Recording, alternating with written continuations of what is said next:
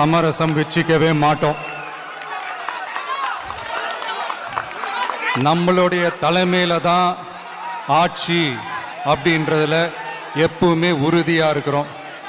நம்மளுடைய முதல் மாநாட்டில் கூட நான் சொன்ன மாதிரி அரசியலில் யாருக்காகவும் எதுக்காகவும் எந்த விதமான ஒரு சமரசமும் நாம் வச்சுக்க போகிறதே இல்லை. அந்த பேச்சுவார்த்தையே கிடையாது. சரிங்களா? அதனால் யார் என்ன அவதூறு பரப்புனாலும் தயவு செஞ்சு அதை நம்பாதீங்க. எல்லாம் வல்ல இறைவனின் அருளால் நாம் நினைச்ச டார்கெட்டை நம்மளால நிச்சயமா அடைய முடியும்.